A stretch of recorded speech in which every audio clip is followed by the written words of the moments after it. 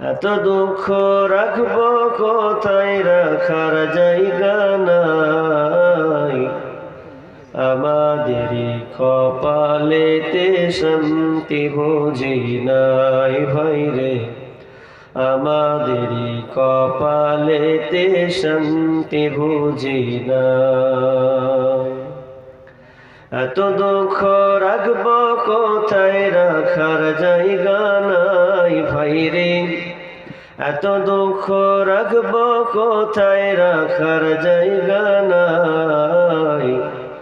আমাদেরই কপালেতে শান্তি বুঝি নাই ভাইরে, আমাদেরই কপালেতে শান্তি বুঝি নাই। পাঁচ ওয়াক্ত নামাজ পড়ে কপালে তার দাগ, মক্কাতে যাই নামের আগে লাগাই হাজি সাহেব।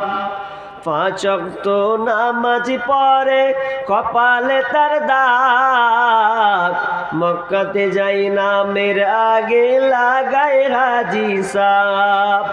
চায়ের দোকানে বসে হাজি টেলিভিশন চায় ভাইরে, চায়ের দোকানে বসে হাজি টেলিভিশন চায়। হিন্দি গানের তালে তালে পা দুটি নাচাই ভাইরে, আমাদেরই কপালেতে শান্তি বুঝি নাই। এত দুঃখ রাখবো কোথায়, রাখার জায়গা নাই ভাইরে, এত দুঃখ রাখবো কোথায়, রাখার জায়গা নাই। আমাদেরই কপালেতে শান্তি বুঝি নাই ভাইরে, আমাদেরই কপালেতে শান্তি বুঝি নাই।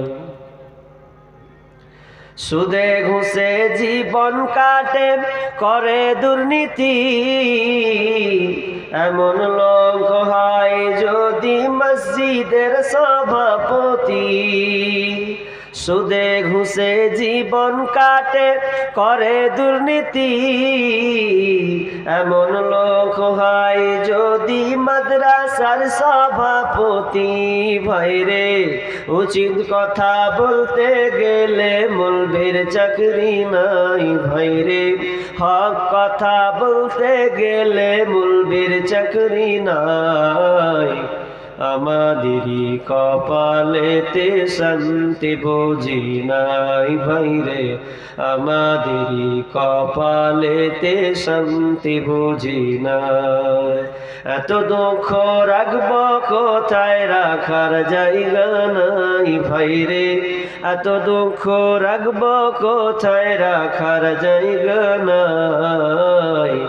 আমাদেরই কপালেতে শান্তি বুঝি নাই ভাইরে, আমাদেরই কপালেতে শান্তি বুঝি নাই। সমাজেতে অসঙ্গতি বলবো কত আর, গায়ের জোরে বিচারপতি ঘুষেরি কারবার। সমাজেতে অসঙ্গতি বলবো কত আর, গায়ের জোরে বিচারপতি ঘুষেরি কারবার। ভাইরে টাকার লাগি গরিব দুঃখী বিচার নাহি পাই ভাইরে, টাকার লাগি গরিব দুঃখী বিচার নাহি পাই। আমাদেরই কপালেতে শান্তি বুঝি নাই ভাইরে, আমাদেরই কপালেতে শান্তি বুঝি নাই। বড় ছোট নাই ভেদাভেদ, নাই কোনো মান সম্মান, বাপের সমান মুরব্বিকে করছি অপমান।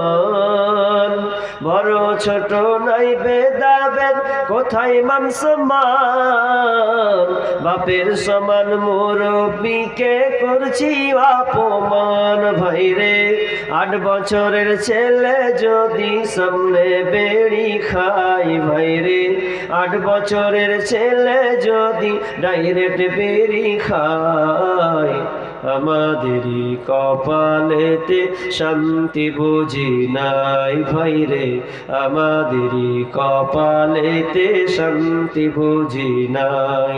এত দুঃখ রাখব কোথায়, রাখার জায়গা নাই ভাইরে, এত দুঃখ রাখব কোথায়, রাখার জায়গা নাই। আমাদেরই কপালেতে শান্তি বুঝি নাই ভাইরে, আমাদেরই কপালেতে শান্তি বুঝি নাই।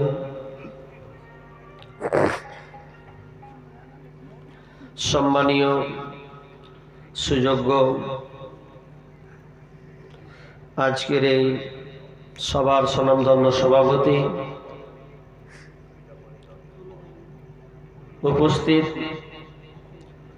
আকাশের সাদৃশ্য আলেম ওলামাবৃন্দ, দূর দূরান্ত থেকে আগত অতিথিবৃন্দ, আমার সম্মুখে বসে থাকা ছোট বড় দিনদার ইমানদার মোমেন ভাই সকল,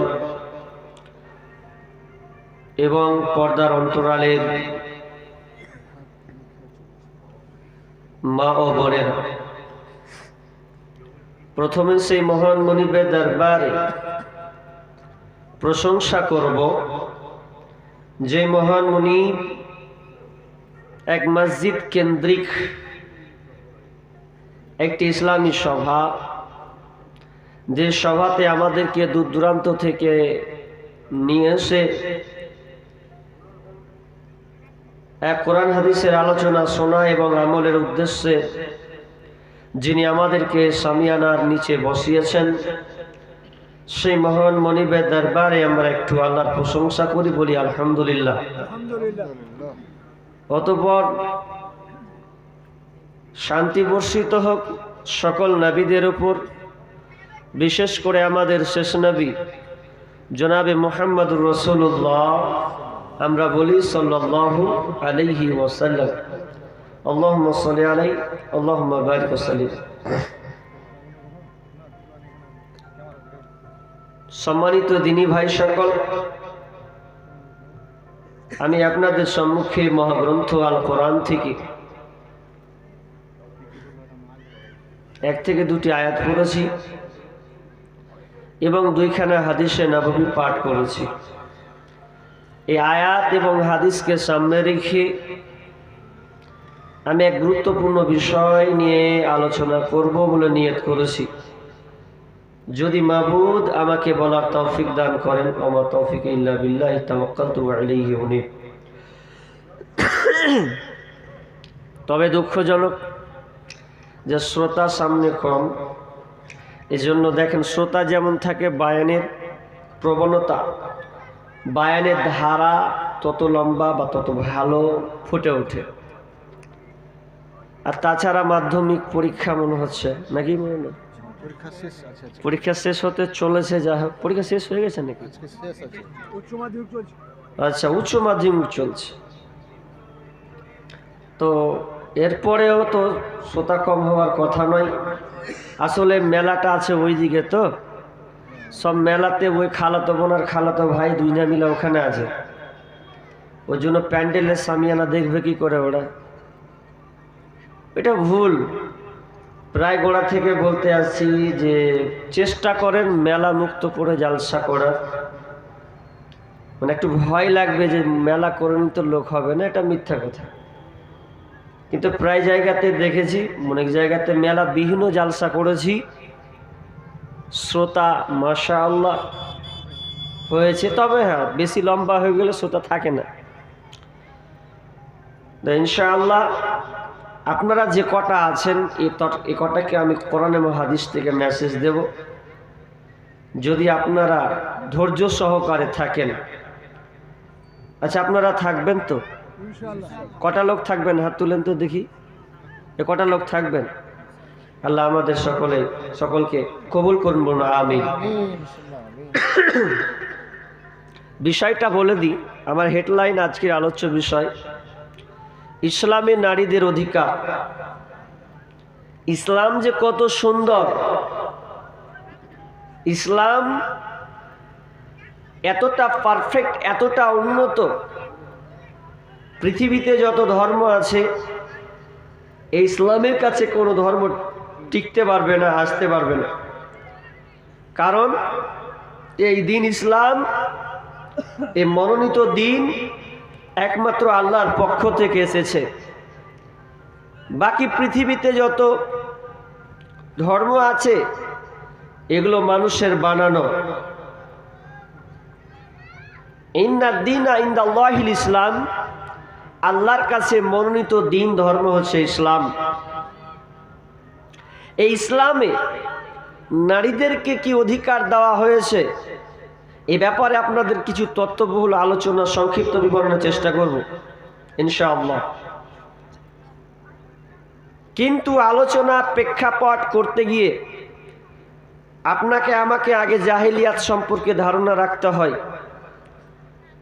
যদি জাহেলিয়াত সম্পর্কে ধারণা আমাদের না থাকে তাহলে আমরা বুঝতেই পারবো না যে ইসলাম নারীকে কি দিল। জাহেলিয়াত কর্মকাণ্ড এই জিনিসটা যখন আমি আপনি জেনে ফেলবো তখন জানবো যে ইসলাম তাহলে কতটুকু নারীকে মর্যাদা দিয়েছে। শুধু নারীকে নয়, ইসলাম সবাইকে সমান অধিকার দিয়েছে। ইসলাম চায় শান্তি, শান্তি, শান্তির বার্তা পৌঁছাতে। যে কোনো ধর্মের লোক হোক না কেন, যে কেউ ইসলামের সুশীতল ছায়াতে আসতে পারে, যেও কোনো ধর্মের লোক হোক না কেন, এই কোরআন হাদিসের আলোচনা শোনার সবার অধিকার আছে। কারণ কোরআনটা শুধু মুসলিমদের জন্য নয়, গোটা পৃথিবী মানুষের জন্য। কিন্তু দুঃখ লাগে যারা ইসলামকে না জানার কারণে যারা পায়তারা করছে সোশ্যাল মিডিয়াতে, মুসলিমদেরকে সন্ত্রাসবাদ বলে আখ্যা দেওয়া হচ্ছে, ডাকাত বলে আখ্যা করা হচ্ছে, চোর বলে আখ্যায়িত করা হচ্ছে। তারা বলছে যে এই ভারতবর্ষে মুসলমান যারা, তারা মসজিদ ভেঙে, মন্দির ভেঙে মসজিদ করেছে। যদিও ইসলাম পারমিট করে না, ইসলাম এটা বলেনি। হাদিসে আছে যদি জোরপূর্বক করে কোনো মন্দিরকে ভেঙে মসজিদ তৈরি করা হয় তাহলে ওই মসজিদে কোনো সলাতি হবে না। তাহলে ইসলামে যদি এটা আমাদের শিক্ষা দেয় তাহলে তো আমরা কোনো মসজিদ ভাঙতে যাব না। কারণ লাভ কি?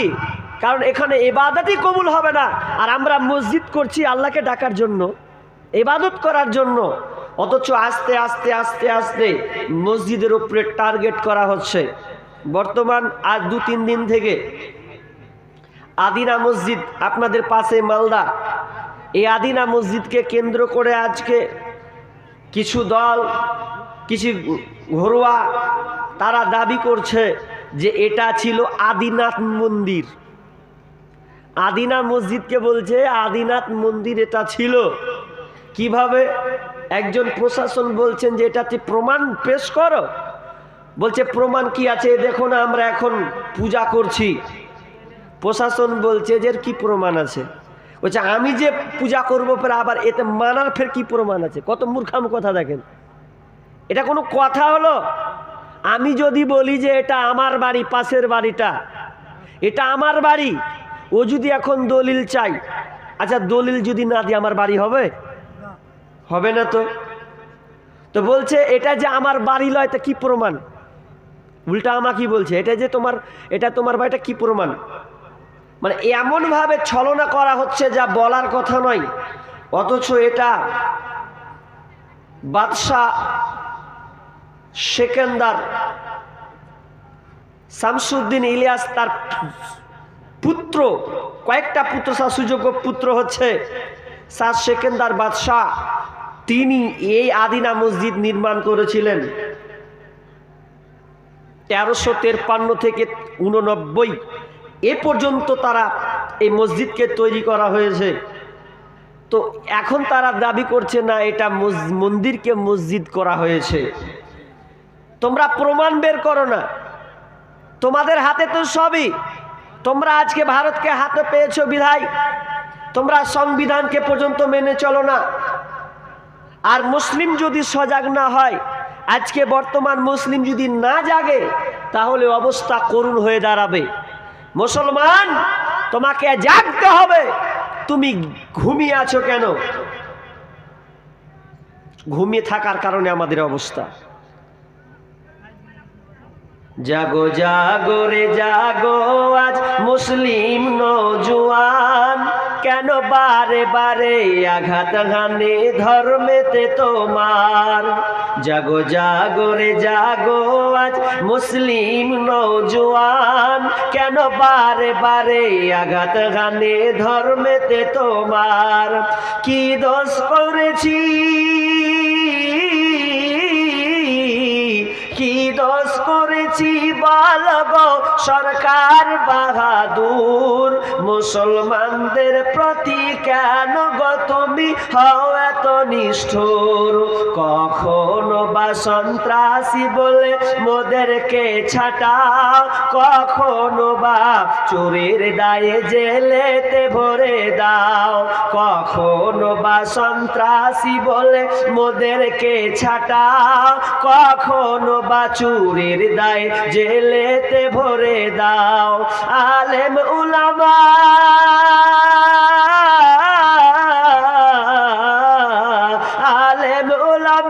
এরা কখনো চুরি তো করে না, কেন? চুরি করা পাপ কোরআনে আছে মোদের মানা।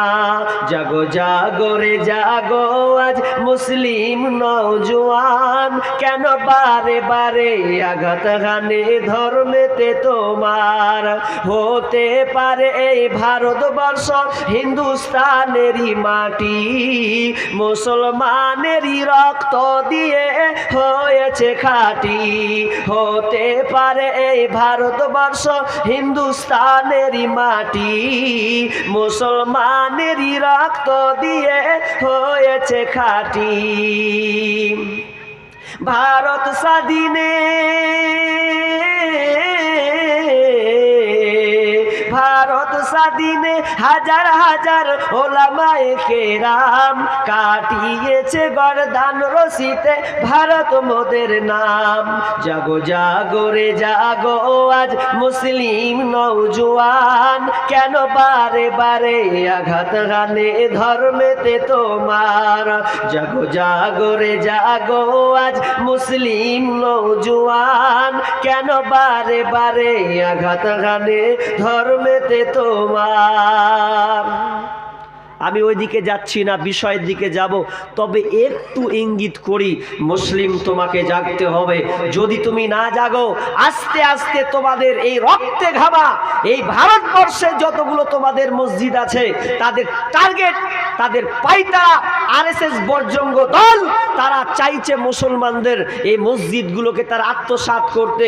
দুর্ভাগ্যজনক যে আমরা আজকে মুসলমান ঘুমন্ত অবস্থায় রয়েছি। ইসলাম না, ইসলাম যে অধিকার একটা যোগকে দেওয়া হয়েছে, অধিকার দেওয়ার কারণে তোমরা আজকে পৃথিবীর বুকে টিকে আছো। ইসলাম কারো উপরে হামলা করে না, ইসলাম কারো উপরে মানে জোরপূর্বক ছিনিয়ে নেয় না। ইসলাম শান্তির বার্তা দিতে শিখেছে। ইসলাম এমন একটা দিন, যেই দিনে পরিপূর্ণ তোমরা জানতে শিখনি, তোমরা বুঝতেই শিখনি, বরং তোমরা হামলা চালাচ্ছ। আজকে আমরা মুসলিমরা ঘুমন্ত এই জন্যে। ইসলাম ভারতবর্ষে নারীকে যেভাবে অধিকার দেওয়া হয়েছে, আপনি মনে করবেন যে ভারতবর্ষের জাহিলিয়াত কেমন ছিল। এই ঠাকুররা, এই ব্রাহ্মণরা, এই কিছু সন্ন্যাসী যারা, তারা মেয়েদেরকে এমনভাবে উপভোগ করা হতো। তারা তাদের একটা সময় ছিল সতীদাহ প্রথা। নাম শুনেছেন কেউ? যদি পড়ে থাকেন তো হাত তুলেন একজন। সতীদাহ প্রথা, এটা নির্মূল হয়েছে 1829 সন, সাল বলবো না, সন। এই 1829 সনে যে গেল এটা, তো এর অবস্থা কি ছিল? এর অবস্থা এত করুণ ছিল যে একটা মেয়ে যদি বিবাহ হতো, আর ওই মেয়েটার স্বামী যদি একের অধিক হয়, 10 জন হয়, 20 জন হয়, 50 জন হয়, বা একটা স্বামী আর বহু স্ত্রী, একটা স্বামী বহু স্ত্রী, এক জায়গায় পড়তে গেলাম একটা ইতিহাসের বই খুলতে গেলাম, সেখানে রাজা রামমোহন রায়ের জীবনী পড়তে গিয়ে সেখানে কিছু হেডলাইনে একটা জাহিলিয়াতের ইতিহাস টেনে এনেছেন।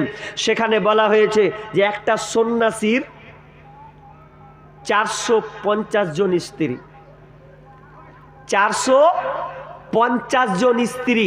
সেই 450 জন স্ত্রী থাকা অবস্থায় এই সন্ন্যাসী মারা যাচ্ছে, এই লোকটা মারা যাচ্ছে। তো কি করতে হবে? যখন স্বামী মারা গেল, তার মানে 450 জন স্ত্রীকে এই স্বামীর সঙ্গে জ্বলন্ত আগুনে চিতায় পুড়তে হবে। এর নাম হচ্ছে সতীদাহ প্রথা। কত জঘন্য প্রথা! এদের কোনো সম্মান মর্যাদা ছিল না ভারতবর্ষে। রাজা রামমোহন রায় এ দৃশ্য দেখে অতবাক হয়ে গেলেন। আহারে, আমার চোখের সামনে একটা স্বামী মারার কারণে তার অধীনে 450 জন স্ত্রী, 450 জন স্ত্রী কম জ্বলতে হবে। কোনো তার পথঘাট নাই। তিনি ধর্মকে রিসার্চ করতে লাগলেন, গবেষণা করলেন। কোনো ধর্মে বলা হয়নি এ করতে। তিনি ইসলামকে ফলো করলেন। 16 বছর তিনি গবেষণা চালিয়েছেন। ইসলাম এত সুন্দর, এর চাইতে কোনো ধর্ম বিকল্প নাই যে ইসলামের ধারে কাছে আসতে পারবে, যে ইসলাম নারীকে মর্যাদা দিয়েছে। তাই তিনি কি করলেন? বাড়ি থেকে বের হয়ে কলকাতার দিকে ছুটলেন। লর্ড উইলিয়াম বেন্টিং এর কাছে গিয়ে বলছে যে আপনি এই সতীদাহ প্রথাটা নির্মূল করার চেষ্টা করুন, রোধ করুন, উঠিয়ে দেন। তিনি সাকসেস হয়েছিলেন, কিন্তু সাকসেস হওয়ার পিছনে তার কষ্ট ছিল যে তার তারিণী দেবী, তার মা, তাকে বহিষ্কার করেছিলেন, ত্যায্য পুত্র করে দিয়েছিলেন যে আমি তোকে আর সংসারে রাখবো না। ভাইয়ার আমার, তাহলে ভারতীয় জাহিলিয়াত কত নোংরা ছিল। নারীদের সম্মান দেওয়া হতো না। ওই হিন্দুদের আকিদা আছে, তাদের আকিদা ছিল যে একটা মেয়ে যদি একবার বিবাহ করে তার দ্বিতীয় স্বামী করতে পারবে না যদি স্বামী মরে যায়। কারণ ওদের আকিদা বহু আল্লাহ হতে পারে কিন্তু বহু স্বামী হবে না। একটা স্বামী হয়েছে আর বিধবা হয়ে থেকে যাবে, ও বিবাহ করবে না। আর যদি হয় আবার তাদেরকে জমি জায়গা দেওয়া হয় না, মাহরুম করে দেওয়া হয়। ভারতীয় জাহিলিয়াত কত নোংরা, ঠিক তেমনি ভাবে ইসলামেও জাহিলিয়াত কত নোংরামি ছিল। এটা আপনাকে আমি একটা একটা করে বলবো, আপনারা ধৈর্য সহকারে থাকবেন। বিসমিল্লাহির রহমানির রহিম।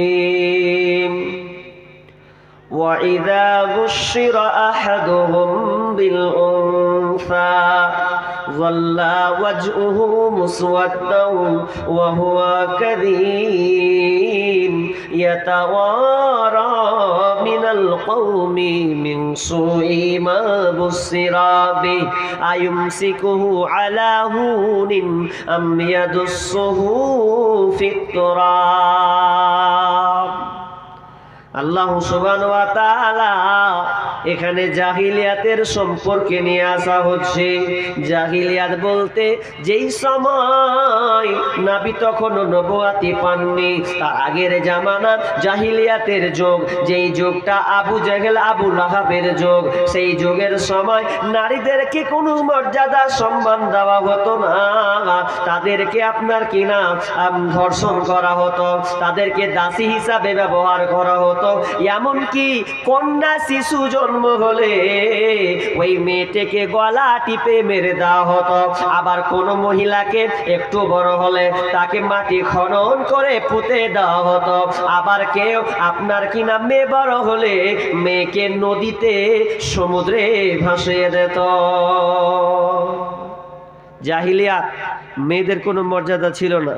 ওটা আল্লাহ বলছেন ওয়াইদা বুশিরা আহাদুহুম বিল উনসা যাল্লা ওয়াজহু মুসওয়াদ্দাও ওয়া হুয়া কাযীম।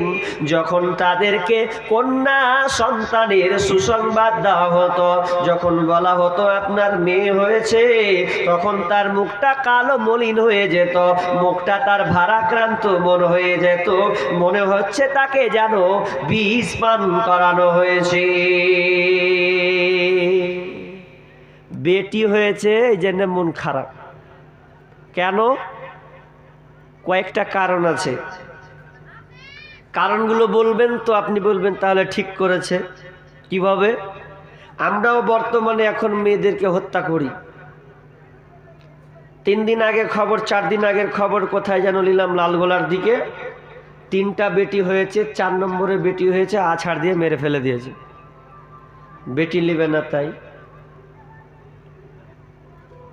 আমরাও মেয়েদেরকে হত্যা করছি। কেমন করে? কিছু কিছু কথা আছে মানুষের গা জ্বলবে, মিষ্টি মিষ্টি কথা বললে ভালো, কিন্তু ওর ডাইরেক্ট অ্যাকশন তিতা হয়ে যায়, কিন্তু কথাগুলো হলো বাস্তব সত্য। আমরাও বর্তমানে আমরা মেয়েদেরকে জবাই করি। কি দিয়ে জবাই করি বলবো? রাগ অটোমেটিক হবে।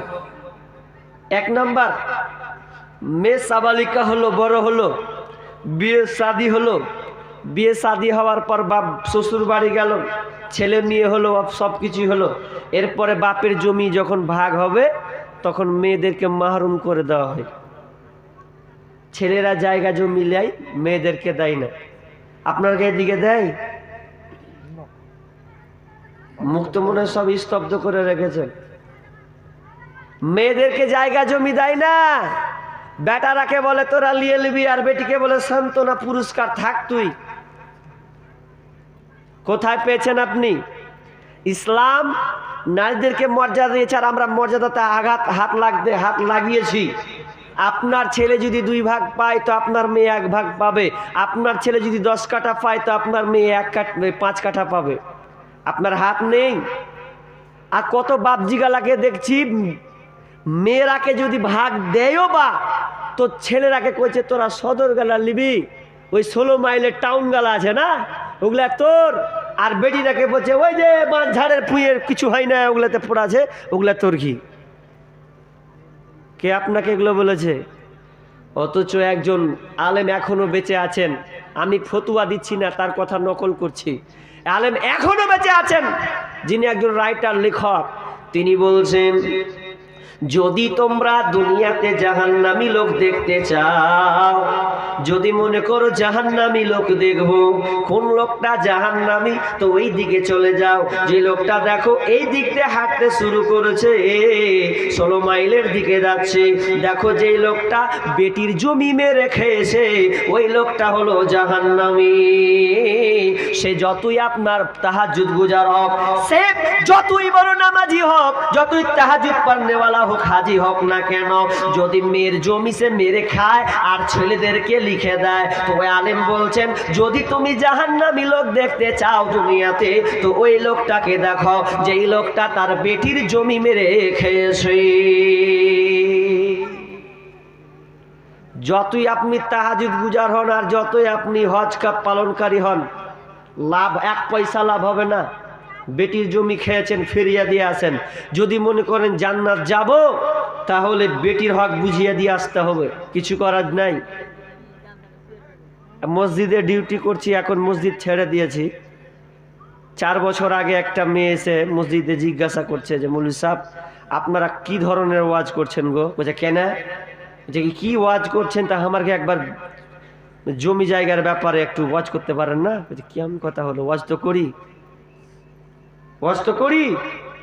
বলছে কি হয়েছে? বলছে আমার বাপের অবস্থা দেখছেন কি করেছে, ভেড়াকে দিচ্ছে, হাঁড়াকে 2 কাঠাও দেয় না জি। বলছে করি তো, ওয়াজ করি না মানে বলি। তা আমি আবার একটু হাসি রসুক মানে একটু হাসি মজাক করে বলছি মেয়েটাকে যে হাঁকে খালা ঠিক আছে, তোরা বেলে মাফ করে দিস বেলে। কে কইছে জি তারা মাফ করে দি? হ্যাঁ মাফ করি কোনোদিন, ওটা ওপর কহি, মন থেকে কোনদিন মাফ করি না। অনেকে আবার বলে যে মাফ করে দেয়, যা কবরে ঢুক খালি। এরা মেয়েরা কোনোদিন মন থেকে মাফ করে না। আমি জিজ্ঞাসা করছি মন থেকে লা কেমন করে? বলছে বাপের বাড়ি যাব, ভাইয়ের বাড়ি উঠবো, তো কি করবো, কোনো পথ নাই। লাস্টে বেলা করছি যাক গা, আল্লাহ যা করবে। তার মানে ও মাফ করেনি, মনের বিষ রেখেছে ও, যে বাপের এত গালা জমি আমরা ভাগ পেলাম না, ভাইয়েরা সব নিয়ে নিলে কিছু বলতে পারে না। এই লাত লজ্জায়, এই শরমে যে বাপের উঠোনে উঠবো একদিন, ভাইয়ের একনাতে উঠবো, তো এই ভয়ে বলতে পারে না। আর আপনি বলছেন যে মাপ হাওয়া মাফ করে দিয়েছে, 4টিখানি ব্যাপার, আপনি 1 টাকা 2 টাকা পেয়েছেন যে মাফ করে দেবে। 1 কাঠা 2 কাঠা বেচলে তো লাখ লাখ 5 লাখ 10 লাখ, কোনো গল্পই নাই। আর আপনি কি করে বলছেন মাফ করে দেবে? এটা কোনোদিন হতে পারে না। আমরা মেয়েদেরকে জবাহ করছি জায়গা জমি না দিয়ে। খবরদার, আম জাম হয়েছে, কাঁঠাল হয়েছে, ওগুলো আপনি পারুন। মেয়ে বোন আছে, বোনকে দিয়ে আসেন, মনে করিয়েন না যেটা আমি দয়া করছি। দয়া লয়, ওর অধিকার আছে। আপনার যেমন অধিকার আছে, ওরও অধিকার বাপের খাওয়ার, কাঁঠাল খাওয়া, আম খাওয়া, জাম খাওয়া, পেয়ারা খাওয়া, ওরও অধিকার আছে, ওকে দিয়ে আসতে হবে। দয়া নয় এটা। তা আমরা জবাই করছি।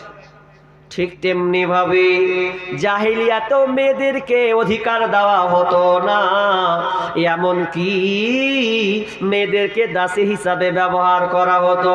যদি কোনো মেয়ে বড় হতো, মেয়েকে জায়গায় জায়গায় ধর্ষণ করা হতো, তাকে লাঞ্ছনা করা হতো, আপনার কিনা মেয়ের ওপরে অপবাদ লাগানো হতো, ঝি খাটানো হতো। আর মেয়ের বা ভাবতো আমার মেয়ে আমার সামনে ঝি খাটবে, লোকে ধর্ষণ করবে, অপমান লাঞ্ছিত করবে, তো আমার মেয়েকে আমি টিকতে দেব না, আর আমার মেয়ের কারণে আমি কষ্ট পাবো, এটা আমি কোনোদিন চাই না। বরং মেয়ে বড় যেমন মেয়ে হবে, মেয়েকে মেরে ফেলে দেব, 2 দিন কাঁদবো, এর থেকে বেশি আর কাঁদব না। একটা উদাহরণ দিই আপনাকে, জাহিলিয়াতের কথা বলতে উদাহরণ। আপনার মেয়ে আছে 16 কিংবা 18 বছরের বেটি। এখন মেয়েটাকে আপনি ভালো করে পড়িয়েছেন, মানুষ করলেন, গ্র্যাজুয়েশন পাস করলো, খুবই পাস করে করে যে আপনি একটা ইচ্ছা জেগেছেন যে বেটির ভালো জামাই দেখে একটা বিয়ে দেবো, এরকম আশা থাকে কি থাকে না? মানুষের আশা থাকে। এবার আশাকে নিরাশা করে দেয়। মেয়েকে পড়িয়েছেন কলেজে আর মিশনে কোথায় ভর্তি রেখেছেন, আপনার টাওয়ার লাগিয়ে দিয়ে কদিন পর পালিয়ে গেছে হাওয়া। আপনি মনে করেছিলেন যে বেটির বিয়ে দেবো জামাই থেকে, তার আগে উটেকটা চালিয়ে বসে আছে। কি করবেন আপনি? এখন আপনার রাগ উঠছে। কি রাগ? যে খালি বাড়ি আয়, বাড়ি এলে তোকে বস্তাবন্দি করবো, পুঁতে দেবো। এরকম অনেক বাপ বলে যে পুঁতে দেবো, গেঁড়ে দেবো, তুই মান সম্মানে কি করলি, হানি মারলি, চুলকানি মা খেয়ে দিলি, তোকে আর লিব না। এরকম অনেকে বলে, কি বলে না? বলে আশা ভঙ্গ। ঠিক তেমনি জাহিলিয়াতের যুগে এরকমই ছিল যে মেয়ে বড় হবে, লাঞ্ছিত হবে, বঞ্চিত হবে, তো আমি চাই না আমার মেয়ে লাঞ্ছিত হোক, বঞ্চিত হোক, লোকের জি ঘাটুক, তার সম্মান থাকবে না, মজা থাকবে না, তো মেরে দেবো, 2 দিন শেষ। গলা টিপে পর্যন্ত মেরে দেওয়া হতো। এবার চলেন দিয়ে আমার আল্লাহ ওই জাহিলিয়াতকে দূর করার জন্যে আল্লাহ সুবহানাহু ওয়া তাআলা বলছেন, ওয়া ইযা বুশিরা আহাদুহুম বিল উনসা যাল্লা ওয়াজহুহু মুসওয়াদ্দান ওয়া হুয়া কাযীম ইয়াতাওয়ারা মিনাল কওমি মিন সুই মা বুশিরা বি। যখন ওই গার্জেনকে, ওই বাপকে যখন এই সংবাদটা দেওয়া হতো, তখন সে যেমনই সংবাদ পাওয়া, খবর পাওয়া, এই খবর পাওয়ার সাথে সাথে সে নিজেকে লুকিয়ে বেড়াতো। নিজের কম থেকে, তার গ্রাম থেকে, তার পাড়া থেকে নিজেকে লুকিয়ে বেড়াতো। কেন কেন কেন? যে তার বাড়িতে কন্যা সন্তানের জন্ম হয়েছে, আর কন্যা সন্তানের জন্ম হওয়া মানে তাকে ছি ছি করা। খালা বলবে যে তোর বেটা বেটি হয়েছে, ছি ছি। চাচি বলবে হারে তোর বেটি হয়েছে। গ্রামের লোক বলবে তোর বেটি হয়েছে, মুখ পড়া, তোর ভবিষ্যৎ অন্ধ। অনেক কিছু বলার কারণে সেই লোকটা বাড়িতে না থেকে মিনাল কওমি, তার কম থেকে, তার আপনার পাড়া থেকে অন্য জায়গা সে পালিয়ে বেড়াতো, বাড়িতে এসে আসতো না। ইয়াতাওয়ারা মিনাল কওমি মিন সুই মা বুশিরা বি আয়ুমসিকুহু আলা হুনিন আম ইয়াদুসসুহু ফিত তুরাব। এবার সে ভাবতো যে আমার কন্যা সন্তানকে আমি বাঁচিয়ে রাখবো না মেরে দেব, একে বাঁচাবো না, একে জীবন্ত কবর দেব। এটা ভাবতে ভাবতে ভাবতে আল্লাহ বলছেন আলা শাআ মা ইয়াহকুমুন। তারা যে সিদ্ধান্ত নিত, তারা যে রায়টা নিত, তার যে ফলাফলটা তারা ভাবতো যে কতই না খারাপ, তারা বাধ্য হয়ে মেয়েকে জীবন্ত কবর দিয়ে দিত। তাফসিরে কুরতুবিতে অনেক তাফসীর এক এক রকম করে জাহিলিয়াতের ঘটনা তুলেছেন, ঐতিহাসিকগণ ওই ঘটনাগুলো বিভিন্ন ধরনের ভাবে তুলেছে। তো আমি একটা পড়ছিলাম তাফসীরে কুরতুবী, তিনি লিখছেন তাফসীরে যে জাহিলিয়াতে মেয়েদেরকে কেমন ব্যবহার করা হতো। একজন সাহাবী মুসলমান হয়েছে, সবে মাত্র মুসলিম হয়েছে, আর ওই মুসলিম হওয়ার পরে তার মনে কোনো শান্তি নাই যে আমি কি এমন অপরাধ করলাম, মন খুব খারাপ। একদিন যায়, 2 দিন যায়, 3 দিন যায়, আল্লাহ রাসূল ওই সাহাবীটাকে দেখেন, সাহাবী রে তোমার মনটা কেন খারাপ বলো? তখন সাহাবী বলতেন, ইয়া রাসূলুল্লাহ, ও দয়ার নবী গো, আমি মুসলিম হয়েছি ঠিক আছে, হয়তো আল্লাহ আমাকে মাফ করবে কি ক্ষমা করবে কি না, এই টেনশনে আমি পড়ে আছি। তখন আল্লাহ রাসূল বলছেন, সাহাবী রে তুমি কি এমন একটা অপরাধ করেছো বলো? তখন শেষমেশ সাহাবী বলছেন, ইয়া রাসূলুল্লাহ, সেই জাহিলিয়াতের যুগ, তখন আমি ইসলাম গ্রহণ করিনি, সেই জাহিলিয়াতের যুগের মধ্যে ছিলাম। আমার মেয়ে ছিল, আমার কয়েকটা মেয়ে ছিল, কেউ বলেছেন 8টা মহিলা ছিল, আর কিন্তু এই 8টা মহিলাকে আমি নিজের হাতে জীবন্ত কবর দিয়েছি। কেন কেন? তো জাহিলিয়াত তো ছিল খুব খারাপ। এবার আল্লাহ বলছেন, সাহাবী রে কেমন করে তোমার কন্যা সন্তানকে নিজের হাতে জীবন্ত কবর দিলে? তখন ওই মহিলা ওই আপনার সাহাবী তখন তার মেয়ের ব্যাপারে বলতে লাগলো, আল্লাহ রাসূল আমি একটা মেয়ে কথা আপনাকে বলছি। তো বলছেন, বলো তুমি কেমন করে তোমার কন্যা সন্তানকে নিজের হাতে জীবন্ত কবর দিয়েছো রে? তখন ওই সাহাবী বলছেন, ইয়া রাসূলুল্লাহ, আমার স্ত্রী গর্ভবতী অবস্থায় ছিল, প্রেগনেন্ট অবস্থায় ছিল। আমার বিবিকে বলেছিলাম, বিবি তোর পেটে সন্তান আছে, কিন্তু ছেলে আছে কিংবা মেয়ে আছে জানি না, যদি পৃথিবীতে ছেলে আসে তাহলে ওই পুত্রকে রেখে দেবি, আর যদি কন্যা সন্তান হয়, মেয়ে জন্ম নেয়, তাহলে মেয়েটাকে তুই মেরে ফেলে দিবি।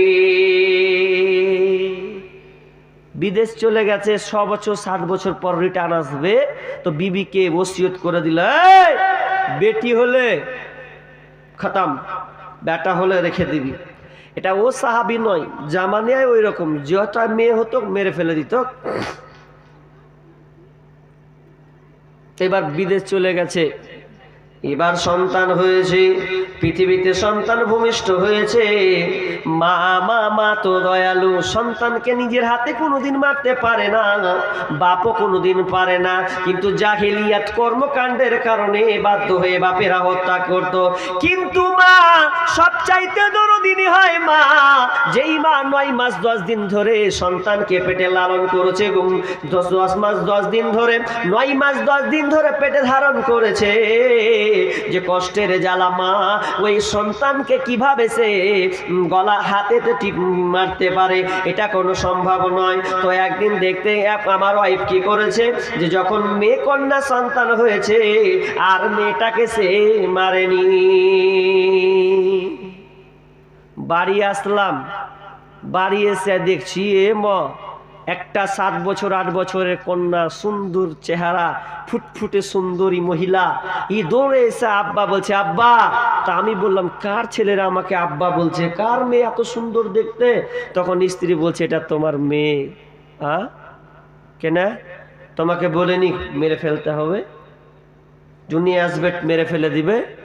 এবারে স্ত্রী বলছে, স্বামী আমার, আপনি কথাটা বলেছেন আমার খেয়াল ছিল, আমার যখন সন্তান ভূমিষ্ঠ হলো, পৃথিবীতে এলো, আপনার কথা অনুসরণ করেছি, কিন্তু আপনার এই কন্যা সন্তান ফুটফুটে আপনার মতন দেখতে সুন্দর একটা চেহারা, মা আমি কিভাবে কন্যা সন্তানটাকে মারি বলো? আমি মারতে পারলাম না। সন্তানের কন্যা সন্তানের চেহারা দেখেছি, মায়া লেগেছে, এই জন্য আমি মারতে পারি না। আর মা কোনো মা কন্যা সন্তানকে মারতে পারে না, কোনো মা চায় না সন্তানকে মারবে, কারণ মা এমনই একটা দয়ালু, একজন পেপারে কিছুদিন আগে পড়ছিলাম, ডাক্তার ওই মহিলাকে বলছে, মা বলো তো তোমার জীবনটা খুব ঝুঁকির মধ্যে আছে, তোমার মধ্যে দুটো অপশন আছে, তুমি যদি বলো মা নিজে বাঁচবো তাহলে তোমার সন্তানটা মারা যাবে, আর যদি বলো না না না আমি মরে যাব সন্তানকে বাঁচাবো, এটা করা যাবে, তো তুমি কোনটা রায় দিচ্ছ বলো? মা বলছে, ডাক্তার এটা আমি চাই না যে আমি বাঁচবো আর আমার কন্যা আমার সন্তানটা মারা যাবে, এটা আমি কোনোদিন চাই না, কোনোদিন চাই না, কোনোদিন চাই না। ও ডাক্তার বাবু আমি মারা যাই ঠিক আছে, আমার সন্তানটাকে বাঁচাতে হবে, আমার সন্তানটা পৃথিবীর মুখ দেবে, এটা মা আমি চাই। কারণ আমি 24 বছর ধরে পৃথিবীর আলো দেখেছি, সূর্য দেখেছি, চাঁদ দেখেছি, নক্ষত্র গ্রহ তারা দেখেছি, এগুলো আমি সব দেখলাম, মা দেখলাম, আব্বা দেখলাম, স্বামী দেখলাম, কিন্তু আমার এই সন্তান তো পৃথিবীর মুখ দেখেনি, তাহলে আমার আর দুনিয়াতে থেকে লাভ নাই, বরং আমার সন্তান পৃথিবীতে থাক, ও আলো সূর্যের মুখ, সূর্যের কিরণ লোক, সূর্যের আলো নেবে, চাঁদের কিরণ নেবে, পৃথিবীর বাতাস আলো মুগ্ধ জীবন যাপন করবে, এ আব্বা দেখবে, তার প্রতিবেশীকে সে দেখবে, এটা ও চাক, আমি মা এটা কখনো চাই না। ডাক্তারও কেঁদে ভেবে পায় না কি করবে, কাকে বাঁচাবে, কাকে রাখবে, শেষমেশ মা দুনিয়া ছেড়ে চলে গেল, বাচ্চাকে বাঁচিয়ে দিল। কারণ সায়েন্স বলছে, বিজ্ঞান বলছে, মা যখন সন্তান প্রসব করে কত ব্যথা অনুভব করেন জানেন? একটা মানুষ, একটা মেয়ে স্বাভাবিক যদি তার ব্যথা অনুভব করে 47 থেকে 48 ইউনিট ব্যথা অনুভব করে, কিন্তু যখন একজন মা সন্তান প্রসব দেয়, যখন ডেলিভারি হয় সন্তান, তখন মাকে কষ্ট অনুভব করতে হয় 57 থেকে 58 ইউনিট ব্যথা, যেটা 200 হাড়, 206 খানকে হাড়কে যদি একত্রিত করে মুচড়ে দেওয়া হয়, যত কষ্ট হয় একটা সন্তান প্রসব দিয়ে ওই মায়ের কষ্ট হয়। এজন্য দেখবেন অনেক মা সন্তান প্রসব দিতে গিয়ে পৃথিবী ছেড়ে চলে যায়, এরকম নজির নাই? অনেক আছে। মা কেমন মা দেখেন সন্তানকে, সন্তানের মুখ দেখার জন্য তাকে কষ্ট সহ্য করতে হয়, তো ঠিক তেমনি ভাবে এবার বলছে স্বামী আমার, আমি কন্যা সন্তানকে মারতে পারলাম না তার মুখখান দেখে, এবার তো স্বামী কি করবে, উপায় বের করে পায় না। আস্তে আস্তে কন্যা সন্তান বড় হয়েছে, 7 বছর হয়েছে কিংবা 8 বছর হয়েছে, এবার পাড়ার ছেলেরা ওকে কুপ্রস্তাব দিতে শুরু করেছে, এরে তুই আমাকে বিয়ে করবে কিনা বল, এরে তুই আমার সঙ্গে যাবে কিনা চল। কত খারাপ ছিল জাহিলিয়াত, এটা বলার পর আপনাকে জাহিলিয়াত গভীর তথ্যর দিকে নিয়ে যাব, কত জাহিলিয়াত খারাপ ছিল। এই কারণে কোনো বাপ মেয়েকে বাঁচিয়ে রাখতে চেষ্টা করতো না, আমার মেয়ে মারা যাবে ওই ভালো, দুদিন কিনে নেবো, এটা সহ্য করে নেব, কিন্তু আমার কন্যা লোকের সামনে যে খাটবে, ওকে ধর্ষণ করবে, ওর সম্মান হানি করবে, ওকে যেখানে সেখানে ছিড়বে, এটা বাপ আমি সহ্য করতে পারবো না।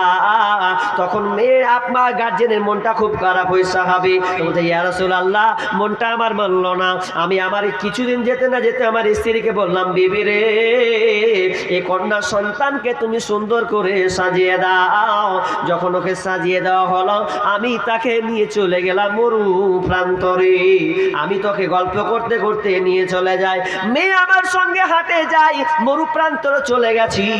এখানে দুইটা তাফসিরে দুই রকম ঘটনা আছে। কেউ বলেছে মেয়েটাকে যখন গর্ত করে দেওয়া হলো তাকে ফেলে দেওয়া হয়েছিল, আবার ওই অন্য তাফসির বলছেন ওই সাহাবীটা মেয়েকে সমুদ্রে ভাসিয়ে দেওয়া হয়েছিল। গর্ত খনন করছে, মেয়েও গর্ত খনন করছে, গর্ত করতে করতে করতে করতে ছোট্ট বাচ্চা তো সুন্দর দেখতে, ফুটফুটে খুব সুন্দর বাচ্চা, তখন দাড়ি জায়গায়, ইয়া রাসূলুল্লাহ আমার দাড়িতে লেগেছে ধুলা, তো আমার এই ছোট্ট মনি ছোট ছোট আঙুল দিয়ে আমার দাড়িগুলোকে এভাবে ঝাড়ছে, আব্বু আব্বু তোমার দাড়িতে এ ধুলা লাগছে যে। মা আমার কন্যা সন্তান আমার হাত দিয়ে, ছোট ছোট হাত দিয়ে আমার দাড়িগুলোকে ঝেড়ে দেয়, তবু আমার ওই সময় ময়া হচ্ছে না যে আমার মেয়েকে আমি জীবন্ত খবর দিব। শয়তানের প্রচারণায় পড়েছে, ধোকায় পড়েছে। যখন অনেক গর্ত হয়ে গেছে, মেয়েকে বলা হতো মেয়েরে ওই গর্তের নিচে কি আছে দেখ, তখন ওই মেয়েটাকে ধাক্কা দিয়ে ফেলে দেওয়া হতো। আর যেমনই ধাক্কায় ফেলে দেওয়া মেয়ে বলতো আব্বা কেন তুমি আমাকে নিচে ফেললে গো আব্বা, আমি তো চেয়েছিলাম বেড়াতে, মাকে তো বলেছো আমাকে সাজিয়ে নিয়ে যাবে নানার বাড়ি মামার বাড়ি বেড়াতে, কিন্তু এটা তো বেড়াতে জায়গা নয়, বরং তুমি আমাকে মেরে ফেলার জন্য এখানে নিয়ে এসেছো। ও আব্বা কি এমন ভুল করেছি আমি যে আমাকে গর্তে নিক্ষেপ করা হবে? আব্বা জান আমি আপনার পায়ে পড়ি গো আব্বা, আপনি আমাকে জানে মারেন না গো আব্বা, আমি আপনার সামনে আসবো না, আপনাকে কোনোদিন আমি আব্বা বলে ডাকবো না, মাকে কোনোদিন মা বলে ডাকবো না, আমি আপনার কাছ থেকে ছেড়ে গিয়ে অন্য কোনো জায়গায় চলে যাব, আপনার কাছে আমি প্রাণ ভিক্ষা চাই, অন্তত আপনি আমাকে রেহাই দেন, আমি কোনোদিন এই জীবাত্মাশাই যতদিন বাঁচবো গো আব্বা আপনার সামনে আমি কোনোদিন আসবো না। ইয়া রাসূলুল্লাহ মেয়ে আমার কাছে আর্তনাদ করতে আছে, কাঁদতে রয়েছে, আমার কোনো মায়া হলো না, শয়তান আমাকে ধোঁকা দিল, শয়তানের প্রচনায় পড়ে গেলাম। আমি মেয়ে যখন আব্বা আব্বা বলেছে আমি একটা বিশাল একটা পাথর নিলাম, আর ওই পাথরটা নেওয়ার পর মেয়েটার মাথায় আমি মারলাম, যেমন মারতে গেলাম মাথা ফেটে চৌচির হয়ে রক্ত চারদিকে ছিটকে চলে গেল। শেষ বাক্য শেষ কথা ছিল আব্বা, আব্বা বলে শেষ ডাকটা আমি তাকে নিজের হাতে দাফন করে দিলাম। ইয়া রাসূলুল্লাহ দাফন করে দেওয়ার পর যখন আমি চলে যাচ্ছি, রিটার্ন হয়ে যাচ্ছি, আমার কানে একটাই জিনিস ভাসে আব্বা, ওই আওয়াজটা আমি এখন পর্যন্ত পাই। এভাবে যখন সাহাবী বলছেন কান্না করছেন, আল্লাহ রাসূলও কান্না করছেন, সাহাবী রে এটা কিভাবে তুমি পারলে মেয়েটার উপরে এভাবে নির্যাতন করতে, মেয়েটাকে তুমি জ্যান্ত পুঁতে মারলে, এটা তুমি কেমন করে পারলে? তখন ওই আল্লাহ রাসূল বলছেন সাহাবী রে এটা তুমি বিশাল বড় খারাপ কাজ করেছো, এর বিনিময়ে তোমাকে 8টা গোলাম আজাদ করতে হবে। সাহাবী বলছেন আমি এটা পারবো না আল্লাহ রাসূল। কি পারবে? তো আমার উট আছে, আমি 8টা উট আমার মেয়েদের তরফ থেকে আমি কুরবানি করবো। বলছে ওটাই করো। ঐতিহাসিকগণ এই ইতিহাসগুলোকে এই জাহিলিয়াতগুলোকে একটা একটা করে টেনে নিয়ে এসেছেন। তাহলে জাহিলিয়াত কত নোংরা কত খারাপ যা বলার কথা নয়। এবার আমি চলে যাব, বলছিলাম না যেন কেন মেয়েদেরকে মানে জীবন্ত কবর দেওয়া হতো। একটা হাদিস পড়ছিলাম বুখারীর কিতাবুন নিকাহ, এখানে হাদিস বর্ণনা করছেন মা আয়েশা রাদিয়াল্লাহু তাআলা আনহা, যে জাহিলিয়াতের যুগে মেয়েদেরকে কেমন ব্যবহার করা হতো। বিয়ের পদ্ধতি 4 ধরনের বিয়ের নিয়ম ছিল। 4 ধরন। কয় ধরনের বললাম বলেন তো আপনারা? 4 ধরনের। আপনারা শুনছেন আলোচনা, একটু হ্যাঁ হু না দিবেন। কয় ধরনের বিবাহ হতো তো বললাম? 4 ধরনের। এই 4 ধরনের বিবাহ যখন হতো তো একটা স্বাভাবিক অবস্থায় হতো, মানে যেমন আমরা করি, দেখাশোনা করি, লেনদেন করি, এরকম জাহিলিয়াতের যুগে এরকম একটা ছিল। কিন্তু 3টা ছিল খুব খাতারনাক। কেমন খাতারনাক? মা আয়েশা নিজে বলছেন জাহিলিয়াতের যুগে 4 ধরনের বিবাহ হতো। একটা বিবাহ বললাম স্বাভাবিক আমাদের মতন। দ্বিতীয় নম্বর ছিল যখন কোনো একটা মেয়ে যখন সাবালিকা হয়ে গেল, যখন একটা মেয়ে বড় হয়ে গেছে, তখন ওই মেয়েটা যখন আপনার কিনা বিবাহ করে নিত, গার্জেন যখন বিবাহ দিত মেয়েটাকে শ্বশুর বাড়ি পাঠিয়ে দেওয়া হতো। শ্বশুর বাড়ি পাঠিয়ে দেওয়ার পর স্বামী বলতো এই শোন, তোকে আমি বিবাহ করেছি ঠিকই, কিন্তু তোকে একটা কাজ করতে হবে, যতদিন পর্যন্ত তোর পেটে বাচ্চা না আসবে ততদিন পর্যন্ত তুই আমার বিছানায় আসতে পাবি না। মেয়েটাকে বলতো কি যে আমি স্বামী তোকে বলছি শোন, কি করবি? উমুকের বাড়ি যাবি, উমুকের বাড়ি গিয়ে একটা ভালো লেভেলের হাই কোয়ালিটির লোক, পয়সাওয়ালা লোক, সেই লোকটার কার বাড়িতে যাবি, ওর সঙ্গে মিলন করবি।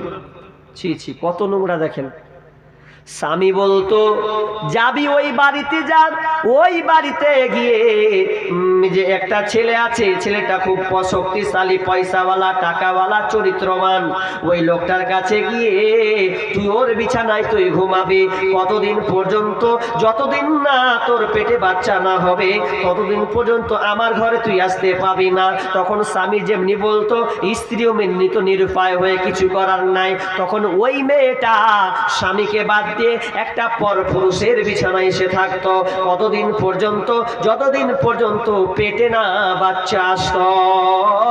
আর যখন পেটে বাচ্চা আসতো রে, তখন যদি মেয়ে ছেলে দুনিয়াতে যদি কোনো সন্তান ভূমিষ্ঠ হতো, তো ওই তরফ বলতো যাক তোকে আর ওই স্বামীর কাছে যেতে হবে না, আমার কাছেই থেকে যা। যদি এই কথা বলা হতো তাহলে এই তরফে মেয়েটা থেকে যেত। এর নাম একটা বিবাহ। কত জঘন্য! আর একটা জঘন্য হতো, নাম্বার 3 নাম্বার জঘন্য। একটা মেয়ে যখন রাস্তায় যেত, 10 জন ছেলে দাঁড়িয়ে থাকতো। ওই 10 জন ছেলে বলতো, এই মহিলা চল চল চল, আমাদের সাথে চল, একটা ঘরে চল, তোর সঙ্গে আমরা মিলন করব। তোকে 10 জন পুরুষ মেয়েটাকে কুপ্রস্তাব দিত, এত খারাপ নোংরা কথা। মেয়েটাকে বলতো চ একটা ঘরে, আমরা 10 জন ছেলে আছি, তুই একটা মেয়ে আছিস, তোর সঙ্গে আমরা মানে দৈহিক সম্পর্কে চলে যাব। এত খারাপ নোংরা কাজ একটা স্বামী স্ত্রী যা করলে হয়। ওই 10 জন ছেলে এসে মেয়েটাকে টেনে হেঁচড়ে নিয়ে চলে যেত। নিয়ে যাওয়ার পর একটা ঘরে বন্দি করে 10 জন ছেলে ওই মেয়েটাকে ব্যবহার করত। ব্যবহার করার পর কিছুদিন যেতে না যেতে যখন মেয়েটা প্রেগনেন্ট হতো, যখন তার পেটে বাচ্চা আসতো, তখন ওই মেয়েটা আপনার কিনা 10 জন ছেলেকে ডাকত।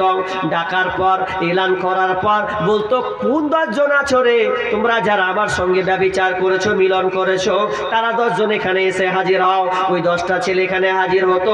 হাজির হওয়ার পর ওই মেয়েটা বলতো যে এই পেটের বাচ্চাটা স্বামীকে বা বাপকে হবে, অর্থাৎ আমার স্বামীকে হবে। যদি মেয়েটা বলতো 10 জনের মধ্যে, এই তুমি আমার স্বামী, এই তুমি হচ্ছে এর পিতা, যখন এই মেয়েটা বলতো তখন তারা ওটাই কবুল করে নিত। ঠিক আছে, আজ থেকে আমি তোমার স্বামী। এরকম বিবাহ হতো। 3টা গেল। 4 নম্বরে কি হতো? 4 নম্বর বিবাহ, একটা ঘর সাজা থাকতো। বর্তমানে আছে ওটা পতিতালয়, আছে না নাই? পতিতালয়। এই পতিতালয়ের কাজ কি? দেহ ব্যবসা। মেয়েরা দেহ ব্যবসা করে টাকা ইনকাম করত, শরীর বিক্রি করত, যা বর্তমানে এখন আছে। তো জাহিলিয়াতের যুগে এরকম ছিল। কেমন? যে একটা ঘর যখন থাকতো বন্ধু রে, ওই মেয়েটা একটা আপনার পতাকা টেঙে দিত বাড়ির ওপরে। পতাকা টেঙিয়ে দিত কেন? যদি কোনো পুরুষ যায় আর পুরুষ দেখতে পেত যে এই বাড়িতে পতাকা টাঙানো আছে, তার মানে এই মেয়েটা বেশ্যামী, এই মেয়েটা হচ্ছে পতিতালয়, তার মানে এই মেয়েটা দেহ বিক্রি করে খায়। তখন আর 10 জন 12 জন পুরুষ আসতো। এই 10 জন 12 জন পুরুষ এসে ওই মেয়েটার ঘরে ঢুকে যেত। ঘরে ঢুকে যাওয়ার পর মেয়েটার সঙ্গে মিলনে চলে যেত। তাকে খুব প্রস্তাব দিয়ে মেয়েটাকে যখন উপভোগ করার পর, যখন মেয়েটার পেটে যখন বাচ্চা আসতো, যখন ডেলিভারি হতো, সন্তান যখন পৃথিবীতে আসতো, সেই সময় কবিরাজ ডাকা হতো। প্রেগনেন্ট হয়ে গেছে, পেটে বাচ্চা, সন্তান ভূমিষ্ঠ হলো, তো কবিরাজ ডাকতো কাহেন। এই কাহিনকে ডাকা হতো। ডাকার পর ওই মেয়েটা সাথে থাকতো। তখন মেয়েটা বলতো, কে হবে স্বামী গো? তখন ওই কবিরাজটা আপনার জাদু মন্ত্র মারতো। এই জাদু মন্ত্র গিয়ে আর বাচ্চাটার দিকে তাকাতো, বাচ্চাটা দেখতে কেমন হয়েছে ওই জিনিসটাকে উপলব্ধি করত। উপলব্ধি করার পর যখন কবিরাজ কাহিনী বলতো, এ বাচ্চা এটা হচ্ছে তোমার বাপ, এই মেয়েটা হচ্ছে তোমার স্বামী, যখন এই কথা বলা হতো তখন ওটাই তার স্বামী হয়ে গেল। এটারই নাম হচ্ছে বিবাহ। 4 ধরনের বিবাহ। আচ্ছা আপনারা বলেন, এইরকম যদি হয় কোনো বাপ চাইবে যে আমার বেটি বড় হোক? এই ভয়ে সবাই মেরে ফেলত, কেউ রাখতো না। অথচ ইসলাম নারীকে যত মর্যাদা অধিকার দিয়েছে আপনাকে বলা কথা নাই। আমি একটা করে বলবো, আপনারা ধৈর্য সহকারে আছেন বিধায় আমি আর কিছুক্ষণ বলে মেন পয়েন্টে, মেন জায়গাতে ঢুকে যাব। যেহেতু বুঝতেই পারছেন, না কইলেও চাপ মারবে, ঠিক না? তা চাপ না খেয়ে আমি শুরু করব, কি দরকার? তো কি বলছিলাম যে মেয়েদেরকে ইসলাম কি সম্মান দিয়েছে? 3 ভাগে। ক ভাগে কথা বলবেন? ক ভাগে দিয়েছে বলেন তো? ক ভাগে? 3 ভাগে। আপনারা ঢুলছেন নাকি গো? না আছেন? বুঝতে পারি না, লাইট মারছে এদিকে তো আপনাকে একটু আবঝা আবঝা লাগছে, তো নিন পাচ্ছেন নাকি? সব আছেন তো? হাত পা নড়াবেন তাহলে তো যে আছে, বাতাসে হিলছে, এমনভাবে স্তব্ধ হয়ে আছেন। তো ইসলাম নারীকে কয় ভাগে সম্মান দিয়েছে বললাম? 3 ভাগে। 1, মেয়ে হিসাবে তার অধিকার, স্ত্রী হিসাবে তার অধিকার, মা হিসাবে তার অধিকার। 3 ভাগে মেয়েদেরকে সম্মান মর্যাদা দিয়েছে। 1, মেয়ে হিসাবে তার অধিকার পাবে। বিশ্বনবী বলছেন, হাদিসটি বর্ণনা করছেন আনাস বিন মালিক قال رسول الله صلى الله عليه وسلم من على জারিয়াতাইন হাত্তা তাবলুগা, যে বাড়িতে 2টি কন্যা সন্তান আছে, যার বাড়িতে 2টা মেয়ে আছে, ওই মেয়েটা যদি থাকে বালেগা পর্যন্ত, ওই বাপটা যদি বালেগা পর্যন্ত মেয়েটাকে দেখভাল করে, মেয়েটাকে শাসন করে, মেয়েটাকে ভালোভাবে চালায়, তাহলে বিশ্বনবী বলছেন যা ইয়াউমাল কিয়ামাহ, সেই ব্যক্তি, সেই গার্জেনটা কিয়ামতে আমার সঙ্গে থাকবে। আনা ওয়া হুয়া হাকাদা, তিনি আঙুল উঠালেন আমার সঙ্গে কিয়ামতের দিন থাকবে। ওয়া যাম্মা ইউআসাবিয়াহু, বিশ্বনবী বলছেন তিনি আঙুলকে উঠালেন, যে তারা তর্জনী, কোন হাদিসে আছে তর্জনী আঙুলকে তিনি উঠালেন, উঠিয়ে বললেন এইভাবে একটা গার্জেন যার বাড়িতে 2টি কন্যা আছে, সেই বাড়িতে যদি কোন 2টি কন্যা সন্তান থাকে, ওই লোকটা আমার সঙ্গে কিয়ামতের মাঠে থাকবে। কোন হাদিসে বলা হয়েছে ওই বাপটা জাহান্নামের আর হবে। আর একটা হাদিস আছে আন জাবিরিন قال عن جابر عن أبي سعيد الخدري رضي الله تعالى عنه قال رسول الله صلى الله عليه وسلم من على 3 بنات, বিশ্বনবী বলছেন যে যার বাড়িতে 3টি কন্যা সন্তান থাকবে, ফাদ্দাবাহুন্না, মেয়েটাকে আপনার শিষ্টাচার শিক্ষা দিবে, ভালো সুশিক্ষা দেবে। ওয়াজাহুন্না, মেয়েটা দেখে সুন্দর বিবাহ দিয়ে দিবে, ভালো একটা জামাই দেখে বিবাহ দিয়ে দিবে। ওয়াহসান আলাইহিন্না, এবং মেয়েটার সঙ্গে যদি সে ভালো ব্যবহার করে, ইহসান রাখে, বিষ্ণুজি ফালাহুল জান্নাহ, তাহলে ওই বাপটা জান্নাতে থাকবে। ছেলের ব্যাপার আপনি একটাও হাদিস দেখাতে পারবেন না যে কারো যদি 3টা 2টা বেটা হয় তাহলে এই রকম অফার পাবে, একটাও হাদিস নাই। আপনি দেখান। অথচ বুক ফুলে বলছে হ্যাঁ 3টা বেটা, আরে এই নেই 3টা বেটা, ঘোড়া ডিমল হয়, কিছুই নেই। কিন্তু বাড়িতে যদি বেটি থাকে, 2টা বেটি, রাসূল সাল্লাল্লাহু আলাইহি ওয়াসাল্লাম সুসংবাদ দিচ্ছেন যে ওই লোকটা জাহান্নামের আর হবে, কষ্টগুলো জাহান্নামের আর করে দিবে, জাহান্নামের আগুন স্পর্শ করবে না, এবং রাসূল সাল্লাল্লাহু আলাইহি ওয়াসাল্লামের সঙ্গে জান্নাতে থাকবে। কত অফার গো! এবার লিবেন বেশি করে ছেলে, লেন। মেয়ে চান বেশি করে, মেয়ে চান, লাভ আছে, ফায়দা আছে।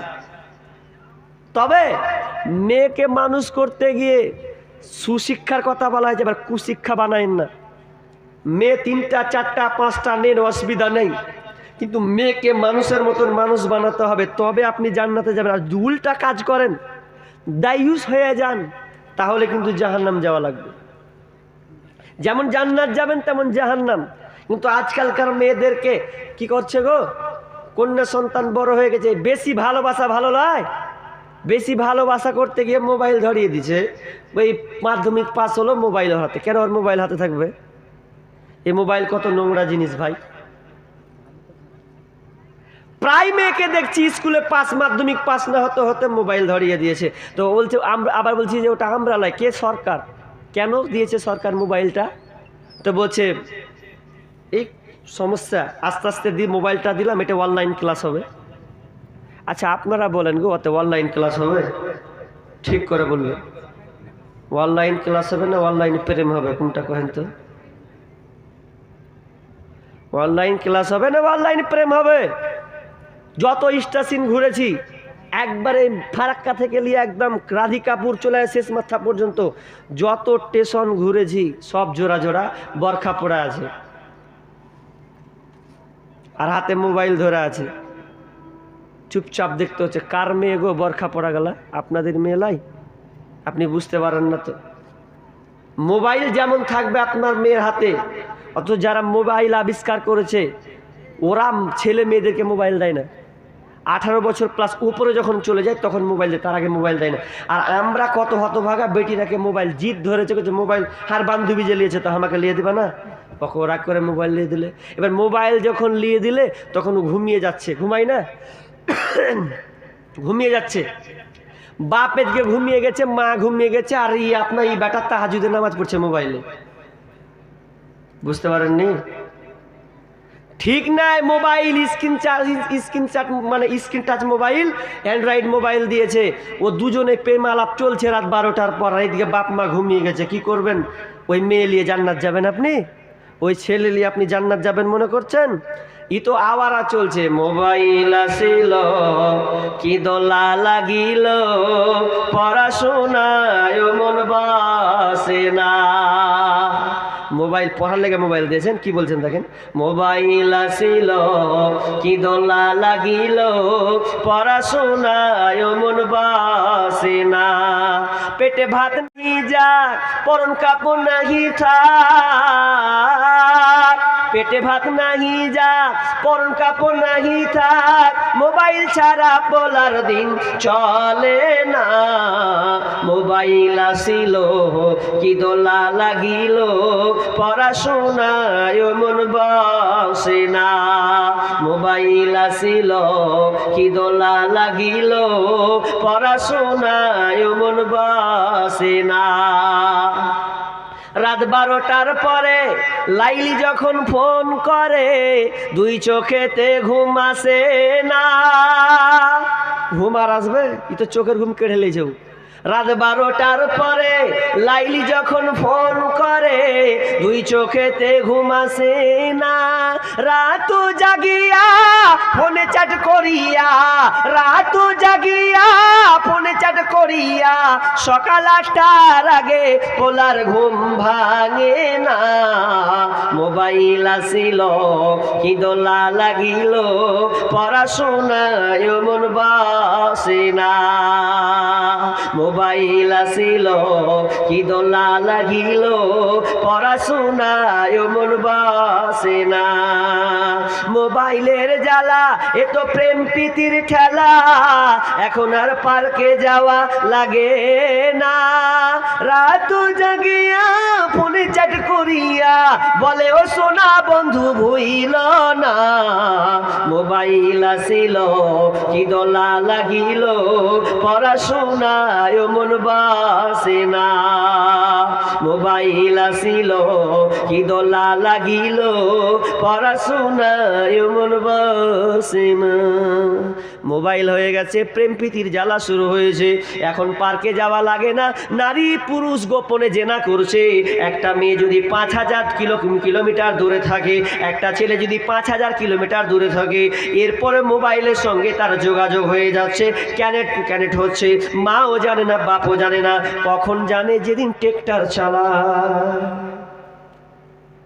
যেদিন মুখ পুড়িয়ে দিলে সেদিন বলছে আর আমার বেটি কি করলে রে, জান খেয়ে নিলে। আমার জান তো খাবেই, দিলেন কেন মোবাইল? মোবাইল ব্যবহার করতে গেলে সে আনলিমিটেড মোবাইল দিতে হবে ওকে, কারণ এটা গোপনীয় মেয়েদের ছেলেদের ধ্বংস করার জন্য এই মোবাইল আবিষ্কার হয়েছে। মোবাইলে যত ভালো দিক আছে তার চাইতে 90 গুণ খারাপ দিক আছে। আপনি মোবাইলে কি করেন? ফোন করেন, ভিডিও কল করেন, আর কিছু করলেন, আর কি করেন? মোবাইলে ভালোর চাইতে খারাপ বেশি আছে। তাহলে আপনি মেয়েকে মানুষের মতন মানুষ করুন, বিশ্বনবী বলছেন যেই গার্জেনটা মেয়েকে সুশিক্ষা দেবে সেই কেবল আমার সঙ্গে থাকবে। একজন মহিলা সাহায্য চাইতে এসেছেন, বুখারীর মুসলিমের হাদিস বলছে একজন মেয়ে চাইতে এসেছে কার কাছে? তো মা আয়েশা রাদিয়াল্লাহু তাআলার কাছে আসতে চেয়েছেন। বলছেন কে আছে গো, কিছু কি আমাকে দেবে? মা আয়েশা রাদিয়াল্লাহু তাআলা ওখানেই বসে আছেন, তার কাছে মাত্র 2টা খেজুর ছিল। একটা খেজুর তিনি খাওয়ার জন্য রাখলেন, আর একটা খেজুর ওই মিসকিনটাকে দিয়ে দিলেন, ও সাহায্য যাকে ওই মহিলাটাকে দিয়ে দিলেন। এবার মা আয়েশা দেখতে পেলেন যে যেই মেয়েটাকে আমি একটা খেজুর দিলাম সেই মেয়েটা নিজে না খেয়ে অর্ধেক করলো, 2 ভাগ করে আর 2টা কন্যাকে সে দিয়ে দিল। আল্লাহ রাসূল কিছুক্ষণ পরে আসলেন, আসার পর বলছেন ইয়া রাসূলুল্লাহ, একটা মিসকিন আমার কাছে এসেছিল, একজন মহিলা, সেই মহিলাকে আমি একটা খেজুর দিলাম, কিন্তু ওই মহিলাটা নিজে না খেয়ে তার কন্যা সন্তানকে অর্ধেক করে ভাগাভাগি করে দিল। তো আমাকে খুব ভালো লাগলো। তো এবার আল্লাহ রাসূল বলছেন আয়েশাকে বলছেন, আয়েশা যেই এই কাজটা করেছে আর বাইজা যারা মেয়েকে কষ্ট করে লালন পালন করবে, যত কষ্ট মেহনত হবে এই কষ্ট মেহনত গুলো জাহান্নামের আর হয়ে দাঁড়াবে। মেয়ে লালন পালন করুন, অসুবিধা নাই, করুন, কোনো অসুবিধা নাই। কিন্তু দুর্ভাগ্য আমরা মেয়েকে ছেড়ে দিয়েছি গরুর মতন। অথচ মেয়েদের সম্মান ছিল। মা বোন তোমাদের বলি শোনো, তোমাদের যে সম্মান ছিল না এটা তোমাকে মাথায় রাখতে হবে। তোমাকে কি করা উচিত? আল্লাহ রাসূল বললেন আল মারাতু আওরাতুন। বিশ্বনবী বললেন মেয়ে হচ্ছে ঢেকে রাখার বস্তু, কিন্তু আমরা ঢেকে রাখি না, বরঞ্চ ওপেন ঢাকছি। আর ঢাকছি তো কি ওপেন মানে এখনকার আবার জানেন বরখা যদি পড়ছে তো বরখার স্টাইলের শেষ নাই গো। কিসের লাগা বরখা পড়ছিস রে বহিন? তুই কি কারণ তুই বরখাটা পড়ছিস? কি বরখা যদি পড়ছে তো আবার এদিকে ও আপনার গিট বাঁধছে, ও টাইট করে ধরছে। তো বরখা পরে তোর লাভ কি হলো? তোর বরখা পড়া আর তসলিমা নাসরিনের বরখা পড়া একই রে। তসলিমা নাসরিন যখন বাংলাদেশ থেকে পালায় তখন বরখা পরে পালিয়েছিল, এটা আপনারা জানেন? কেউ লাজ্জুত্তা খাবে যে, তো নিজেকে বাঁচানোর জন্য বরখা পরে ভারতে এসেছিল, আবার লাত খেয়ে পালালছে। তো ওই বরখা পরার আপনার মেয়ে বরখা পরা একই, কোনো পার্থক্য নাই। কারণ ও নিজের আব্রুকে ঢাকার জন্য, যদি আব্রুকে ঢাকতো তাহলে এরকম বরখা পরতো না। আজকালকার মেয়েরা আওয়ারা জিন্দেগি চলছে, আওয়ারা জিন্দেগি, এমন আওয়ারা জিন্দেগি চলছে যে এরা বাজার গরম, বরখা পরার হিড়িক জমিয়ে গেছে, এমন যে জায়গায় এত বরখা আর বরখাও বিক্রি হচ্ছে খুব। কিন্তু বিক্রি হলে কি হবে? এখন হিন্দুরা পর্যন্ত অনেক মেয়ে দেখছি বরখা পড়ছে, আমি ট্রেনে লক্ষ্য করে দেখেছি। কেন জানেন? প্রেমিকের সঙ্গে ফোন আলাপ করার জন্য বরখা কিনছে, আমি দেখেছি। তো আপনার মেয়ে বরখা পরা তো একই জিনিস হল। বোন, বরখা যদি পড়তে হয় আল্লাহর জন্য পড়ুন। এই বরখার কোনো মূল্য থাকলো না, এর বরখার কোনো দাম নাই। তুমি তোমার প্রেমিককে দেখাচ্ছ, বরঞ্চ তুমি তোমার ইজ্জতকে তুমি নষ্ট করছো, বরং তোমার ভবিষ্যৎ তুমি নষ্ট করছো। এমন করতে করতে করতে আজকালকার মেয়েরা প্রেম লীলা করতে করতে করতে করতে করতে করতে মেয়েকে হত্যা করছে, করে না? বিয়ের আগে প্রেগনেন্ট হয় না? কত লিবেন? আমার বাড়ি বেশিদুল্লাই, দেখে লাগছে বাইকার লোক খুব সম্মান করে। তা আপনার আমি এলাকারই লোক ধরতে গেলে 16 মাইল। তো আমার বাড়ি হচ্ছে চাঁদের মোড়, বেশিদুল্লাহ এখান থেকে। তো চাঁদি মোড় বাড়ি, মাশাআল্লাহ। এবার চিনতে পেরেছেন তো? চিনতে পেরেছেন? আপনার ঘে টোল ট্যাক্স আর আমার ঘে টোল ট্যাক্স একদম মিলে গেছে। তো এই যে টোল ট্যাক্স দেখলেন, তো আমি তো মেয়েদেরকে দেখতে পাই, কত ধরনের মেয়ে দেখবেন আপনি ভেলকি, যে এরা বাজারে মার্কেটে ঘুরে প্রেমিকের সঙ্গে জেনাই করে দিয়ে গত 14 ফেব্রুয়ারি গেল, সব ডেলিভারি হয়ে বাড়ি গেছে। কথাগুলো খারাপ বললে লাগতে পারে, নিতে পারেন, কিন্তু আপনাকে চ্যালেঞ্জ করব যে সেদিনকে আবার এত ঘন্টা ঘন্টা, সকালে যায় সন্ধ্যায় রাতে বাড়ি ফিরে, কি কতক্ষণ করে? 16,000 ভোল্টেজ তার ধরতে যাবা তুমি, আছাড় খেয়ে পড়বা, আপনি জানো না কি হাল হবে। তো ওই মেয়েকে ব্যবহার করেছে ছেলেরা কার মতন জানেন? সেদিনকে ব্যবহার করছে শালপাতের মতন। মানুষ শালপাত খায়, শালপাত ছুঁড়ে ফেলে দেয়। কাঁসার হলে স্ত্রী, ভালো স্ত্রী হও, কাঁসার থালির মতন সম্মান পাবে। আর যদি মনে করে না মজা আগেই নিব, তাহলে তোমাকে শালপাতের মতন ব্যবহার করবে, আর সে সময় কানবে, পেটে বাচ্চা হবে না, তো তুমি ওই আয়রন ব্রিজে ঝাঁপ দিয়া পড়বা, আর নাহলে ফাঁসি দিয়ে মরবে। যা দরকার নেই, প্রেমিক আমাকে ছেড়ে চলে গেল, কিছু করার থাকবে না, পেটে বাচ্চা হয়ে যাচ্ছে। কত হচ্ছে গাজালটা, কতদিন বলেছি, কত মিলিয়ন মিলিয়ন ভিউ হয়েছে।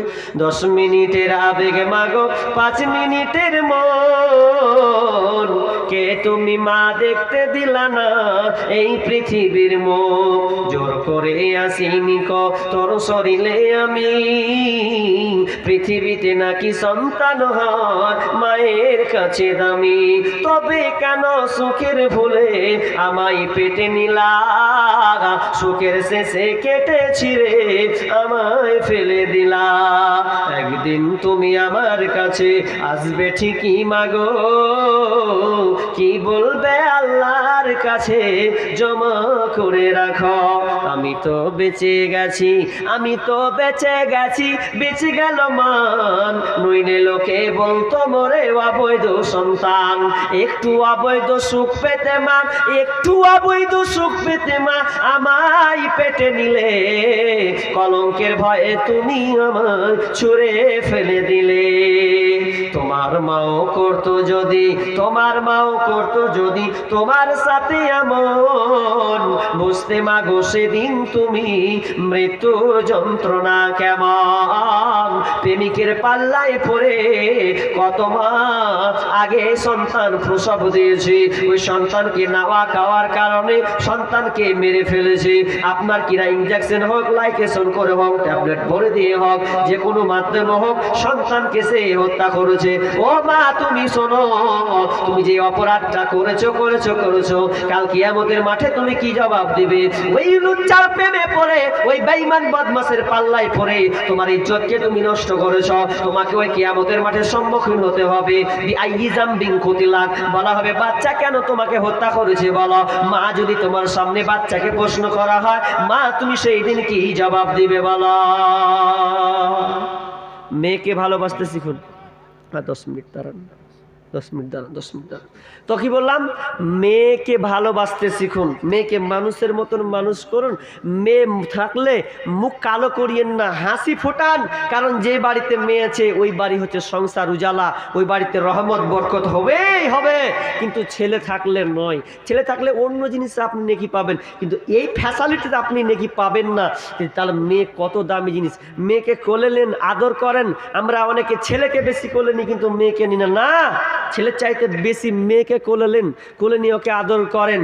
কন্যা রে তুই চোখের মনি, চোখের কোণের জল, কন্যা রে তুই হাঁটি ধরে আমার সাথে চল, কন্যা রে তুই চোখের মনি, চোখের কোণের জল, কন্যা রে তুই হাঁটি ধরে আমার কাছে চল, কন্যারে তুই এই সংসারে ভালো থাকার মান, তোর ছোঁয়া মুখ দেখিলে ভাঙে হাজার অভিমান, কন্যারে তুই এই সংসারে ভালো থাকার মান, তোর সোনা মুখ দেখিলে ভাঙে হাজার অভিমান, কন্যারে তুই চোখের মনি, চোখের কোণের জল, কন্যারে তুই হাঁটি ধরে আমার সাথে চল, কন্যারে তুই নূপুর পায়ে আমার কোলে আয়, তোর ছোঁয়াতে মেঘ ভাঙার হৃদয় ছুঁয়ে যায়, কন্যারে তুই নূপুর পায়ে আমার কোলে আয়, তোর ছোঁয়াতে মেঘ ভাঙার হৃদয় ছুঁয়ে যায়, কন্যারে তুই চোখের মনি, চোখের কোণের জল, কন্যারে তুই হাঁটি ধরে আমার সাথে চল, কন্যারে তুই চোখের মনি, চোখের কোণের জল, কন্যারে তুই হাঁটি ধরে আমার সাথে চল। মেয়েকে লালন পালন করুন, দিন শিক্ষা দেন, কোরআন শিক্ষা দেন, বড় করুন, লালন পালন করুন, দেখেন আপনার ভবিষ্যৎ উজ্জ্বল হবে। নাম্বার 3টা বলেছি, 4টা আর 1 মিনিট কেটে দিই। নাম্বার 2, মেয়ে হিসাবে তার অধিকার। 2 স্ত্রী হিসাবে তার অধিকার। আল্লাহ তাআলা বলছেন হুন্না লিবাসুল লাকুম ওয়া আনতুম লিবাসুল লাহুন্না। স্বামী হচ্ছে স্ত্রীর পোশাক আর স্ত্রী হচ্ছে স্বামীর পোশাক। স্বামী হচ্ছে স্ত্রীর পোশাক আর স্ত্রী হলো স্বামীর পোশাক। এখানে মুফাসসিরগণ বলছেন কেন পোশাকের সঙ্গে তুলনা করা হলো আর অন্য সোনার সঙ্গে কেন তুলনা করা হলো না, লোহার সঙ্গে কেন তুলনা করা হলো না, পোশাকের সঙ্গে কেন তুলনা করা হলো? কারণ পোশাককে মানুষ এত যত্ন করে, পোশাক মানুষের ইজ্জতকে ঢেকে দেয়, তার আব্রুকে ঢাকার চেষ্টা করে। যদি আপনার আব্রু ঢাকার চেষ্টা করে তাহলে এই পোশাকের কত মর্যাদা। ঠিক তেমনি ভাবে একটা স্বামীর আব্রু, স্বামীর চাহিদা ঢেকে রাখে কে? তো স্ত্রী। স্ত্রীর চাহিদা তার আপনার চরিত্রকে ঢেকে রাখে কে? তো একজন স্বামী।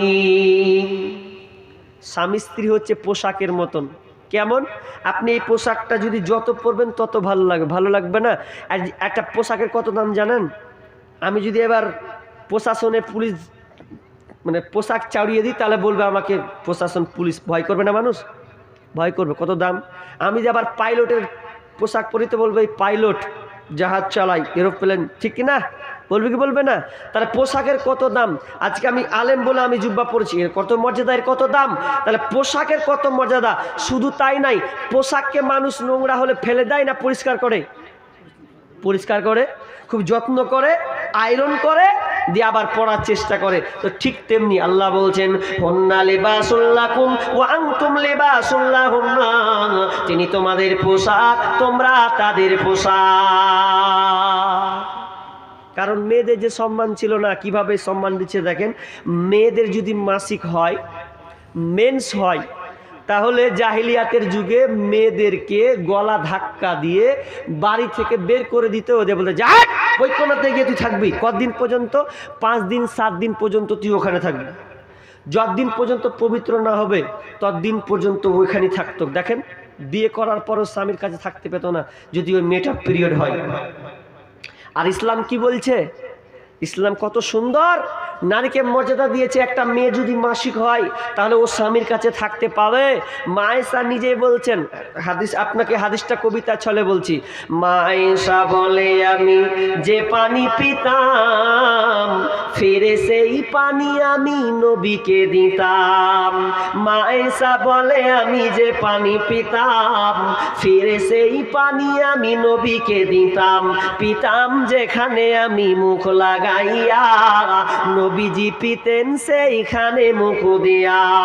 আর যে হাড়ের গোস্ত, আর যে হাড়ের গোস্ত লাগাইয়া দাঁত আমি ফিরে খাইতেন নবী নেকে জাত। আমার মুখের ঠাঁয়ে, আমার মুখের ঠাঁয়ে ঠোঁট লাগাইয়া গোস্ত খাইতেন আপে খুশিতে ভরিয়া। নিহাত থাকিতাম আমি হায়েজের হালে এরকম করিতেন নবী নেকে নামে। কবু ঘৃণা করে নাই নবীজি আমার, কত ভালোবাসিতেন বিবি দিগে তার। মায়েশা বলছেন যখন আমি মাসিক অবস্থায় থাকতাম, যখন আমার হাইজ হতো, তখন আমার স্বামী বিশ্বনবী আমার সঙ্গে খেতেন, আমার সঙ্গে একসাথে গোসল করতেন, আমার পানি খেতাম, যে গিলাসে পানি পান করতাম ওই গিলাসটা তিনি কেড়ে নিয়ে ওইভাবে খেতেন। আমি যেটা হাড়ের গোস্ত খেতাম ওই হাড়ের গোস্তটা কেড়ে নিয়ে তিনি খেতেন। যখন আমি মাসিক অবস্থায় থাকতাম বিশ্বনবী আমার হিলানে মাথা দিয়ে, আমার পায়ে মাথা দিয়ে কোরআন তেলাওয়াত করতেন, আর আমি বসে বসে বিশ্বনবীর তেলাওয়াতগুলোকে আমি শুনতাম। কত ইসলাম কত সুন্দর। মা আয়েশাকে কত ভালোবাসতেন তিনি বর্ণনা করছেন। আর আজকালকার মেয়েরা হায় হায় হায় কি কপাল গো। আমি নতুন বিবাহ করেছি, তো বলবো না তা বলতে বাধ্য হচ্ছি বাবজি। নতুন বিবাহ করেছি, প্রথম বিবাহ করেছি, তো আমার স্ত্রী, আমি খেতে বসেছি, তো আমার স্ত্রী আমাকে গেলে লোটাতে খায়, তো লোটা আগিয়ে দিচ্ছে, ও একটু খেয়েছে পানি, তো আমাকে আগিয়ে দিচ্ছে। তো শাশুড়ি তুই চুচ্ছা জিনিস দিবি তোর স্বামীকে? এরকম আছে না এখনো? অনেক আছে। অথচ মহাব্বত বাড়ে, মহাব্বত ভালোবাসা বাড়ে। স্ত্রী খাবে, স্ত্রী যেটা স্বামীকে দেবে, স্বামী খাবে স্বামীর যেটা স্ত্রী খাবে, এটা মহাব্বত। কিন্তু আজকাল শাশুড়িরা যদি দেখে নেয় যদি দেখলে তো অবস্থা খারাপ, বেটিকে একদম দিবে হাত তুলে উড়িয়ে দেবে, ওকে দেওয়া হয়ে যাবে না। কিন্তু না, এটা ঠিক নয়। মহব্বত বাড়বে, নাম বলতে শিখুন, নাম বলতে লজ্জা নাই। আজকে আমরা স্বামীর নাম বলতেও লজ্জা বোধ করছি, এখন তাও একটু আস্তে আস্তে একটু উঠেছে। আগে আমি আমার ভাইকে ক্লাস 5-এ ভর্তি করতে গেছি, ওই ধরলেন ওই ক বছর, 7-8 বছর আগে ওকে ভর্তি করতে গেছি। তো স্কুলে ওর ওই মেয়েটা ওর বেটাকে ভর্তি করতে লেগেছে। তো ভর্তি করতে যখন লেগেছে তখন মাস্টারে জিজ্ঞাসা করছে, হাজি তোমার স্বামীর নাম কি? হি আল্লাহ তো কহে না, না কহিলে খাতে নাম উঠবে, তো কহা ই আপনার কহে না, তোর বেটাকে ভোড়া মারছে, এই বেটা কইতে পারিস না তোরা না। ওই মাস্টার হেই সে আমার কেমন হলো, আরে ভাই কহিতে কি আছে, নামটা কহেলেন তো কহবে না। মানে এরকম ছিল যে স্বামীর নাম কোহাই যাবে না, লজ্জে মরে যাবো। কিন্তু না, নাম ডাকুন, স্বামীর নাম যেই নামে হোক মহাব্বতের সঙ্গে স্বামীর নাম বলে ডাকুন। পাবলিকের সামনে নাম পাচ্ছেন, ঘরে তো ডাকুন, স্বামীর নাম ধরে ডাকুন, যে আব্দুর রহমান শোনো ডাকেন। আর সেন্টু থাকলে সেন্টু কহে ডাকুন, ব্যাপার না, নাম ডাকতে হবে। কিন্তু আমরা ডাকি না, এমন দশা হয়ে গেছি। তো একটা মৌলানা একটা বক্তব্যতে শুনছিলাম, তো হাসি লাগছে, গল্প যদিও সত্য লাগে গল্প, তো বাস্তবটা মানে ওটা মিলিয়ে ধরেছেন কি। তো একটা মেয়ে স্বামীর নাম কি জানেন? রহমাতুল্লাহ। কি নাম বললাম বলেন তো? রহমাতুল্লাহ। তো কঠিন নাম বলো না, রহমাতুল্লাহ তো কঠিন নাম। তো ই বেচারি একদিন নামাজ পড়তে বসেছে, বুঝলে, তে আল্লাহ আকবার করে তাকবীরে তাহরিম থেকে শুরু করেছে, ই আপনার তাসাহুদের শেষ বৈঠকে বসেছে। বসেছে যখন আসসালামু আলাইকুম রহমতুল্লাহ আছে না নাই, ই তো বেকায়দে ইসালাম আমার স্বামী নাম রহমতুল্লাহ, করবোটা কি? তখন লাস্টে বাচ্চা না জি পেয়ে কখন কইছে আসসালামু আলাইকুম সাদ্দামের বাপ, আসসালামু আলাইকুম সাদ্দামের বাপ। ই রহমতুল্লাহ আর কহবে না যে স্বামীর নাম এখানে কহবো? তো না বোন, স্বামীর নাম বলো, এটা মোহাব্বত বাড়বে, ভালোবাসা বাড়বে। আশ্চর্য লাগে, জি না, এগুলো থেকে ফিরে আসুন। তো কি দুটা বললাম, স্ত্রী হিসাবে অধিকার কত ইসলাম দিয়েছে, বিশ্বনবী দেখিয়ে দিয়েছেন। কিন্তু আমরা আজকে ভালোবাসার উজাল করতে পারিনি। আমরা যদি স্বামী আছে বলা একটা কথা বলে আমি দানের দিকে চলে যাই, আর একটা কথা কি জানেন, মেয়েরা একটা জায়গায় ভুল করে বেশি, মহাব্বতটা কমছে কি কারণে? এক জায়গায় মেয়েরা ভুল করে বেশি। কি ভুল করে? যে মেয়ে স্বামী যদি বিদেশে থাকে, আমি এটা ইউটিউবে অনেকবার বলেছি, যদি না বলি তো, যদি আপনারা না শুনে থাকেন তো নতুন, ইউটিউবে অনেক জায়গাতে বলেছি কথাটা মেয়েদেরকে, মা বোন। কারণ মুর্শিদাবাদ মালদা ডিস্ট্রিক্টে মেয়েরা বেড়ি বাঁধে বেশি, বাঁধে না? উত্তর দিনাজপুরে ওইদিকে বিড়ি বাঁধা নাই। তো এই মা বোনদেরকে বলবো, বিড়ি বাঁধতে গিয়ে স্বামী যদি বিদেশে থাকে, আর বিদেশে থাকার পর যদি বাড়িতে আসে, তো আমরা কত যে লাল খেপড়ির বেটি লাল খেপড়ি, ওই বিড়ি বানতি শুতে গেছে, ওই যে তামুকের গন্ধ আর বেড়িরই হ্যান ত্যানলে ঘুমিয়ে গেল। আর ও জানছে যে আজকে স্বামী আসবে। আর হাদিসে কিন্তু আছে, ইঙ্গিত আছে যে স্বামী যদি আসে তো নিজেকে পরিপাটি সুন্দর হও। কারণ আছে। উম্মে সোলাইম বিনতে মালহান থেকে একটা ঘটনা আছে, তো ওটা বলবো না আজকে, অন্যদিন বলে দেবো অন্য জায়গায়। তো সেটা এটুকু মা বোনদেরকে মেসেজ দিব যে নিজেকে একটু সৌন্দর্য হতে শিখুন। স্বামী যদি আসে তো আগেই রেডি হয়ে যাবেন যে আমার স্বামী আজকে বাড়িতে আছে। তো মোবাইলের যুগে ভাই, স্বামী আসবে, নিজেকে পরিপাটি করে এমন সুন্দর করে তেল মেখে শূন্য মেখে সুন্দর করে সাজুন। কিন্তু দুর্ভাগ্য জানেন, মেয়েরা বিয়ের আগে সাজে বেশি, সাজে না? এই যত সাজে বিয়ের পরে সাজে না, সাজলে গেলেও আর স্বামীর লেগে লয়। যেদিন মরা বাড়ি দেখতে যাবে ওদিন সেজে যাবে, আর যেদিন কারো বিয়ে খেতে যাবে সেদিন সেজে যাবে। স্বামীর সামনে ভালোভাবে কেউ সাজে না, কার লেগে সাজবি? যে একজন জিজ্ঞাসা করছে, ওর মা কব বলছে, হ্যাঁ রে, ওর বেটাকে যে কী ব্যাপার রে, তুই এত খ্যাপার মতন কেন বেড়াইতে রে, তুই সেজা খুঁজা খুব আগে ছিলি। বলছে কাকে দেখাবো গে? বলছে একদিন বিহার আগে বুঝা খেয়ে দেখে, এখন বিয়ে করলে কাকে দেখাবো? খ্যাপা কোন দেখা? তো স্ত্রীকে দেখাবি।